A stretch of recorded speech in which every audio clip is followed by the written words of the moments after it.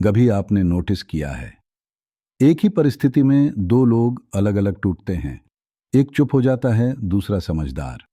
फर्क परिस्थिति का नहीं होता, फर्क देखने के तरीके का होता है। गीता का दूसरा अध्याय यहीं से शुरू होता है।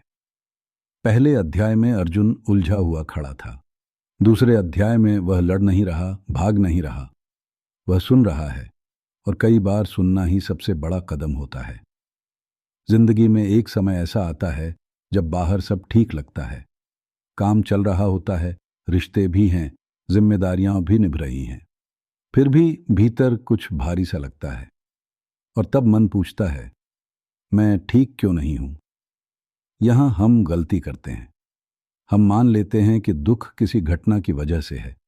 गीता कहती है, दुख घटना से नहीं, पहचान से पैदा होता है। हम खुद को किसी काम, किसी भूमिका, किसी पहचान से जोड़ लेते हैं, और जब वह बदलती है तो हमें लगता है हम ही बदल गए। देखिए, किसान के लिए जब फसल उम्मीद जैसी नहीं होती तो तकलीफ खेत की नहीं होती।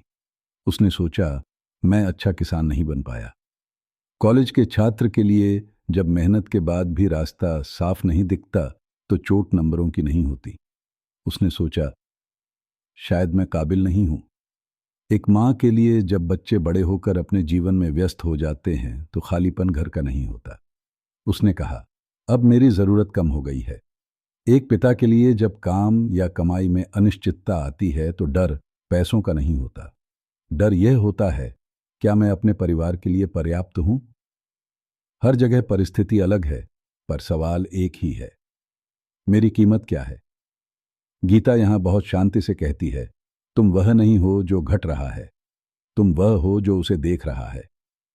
तुम नौकरी नहीं हो, तुम अंक नहीं हो, तुम भूमिका नहीं हो। कृष्ण अर्जुन से कहते हैं, तुम्हारा अधिकार कर्म पर है, फल पर नहीं।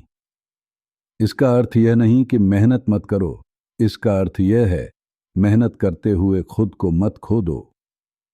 अगर आज मन भारी है तो इसका मतलब यह नहीं कि तुम हार गए हो, इसका मतलब है तुम सीख रहे हो। यही गीता के दूसरे अध्याय की असली सीख है। ठीक है बेटा, अब इस दूसरे अध्याय को अपने मन में उतरने दो। हर बात का जवाब तुरंत नहीं मिलता, कुछ समझ शांति से बैठने पर आती है। फिर अगली बार तीसरे अध्याय की बात करेंगे।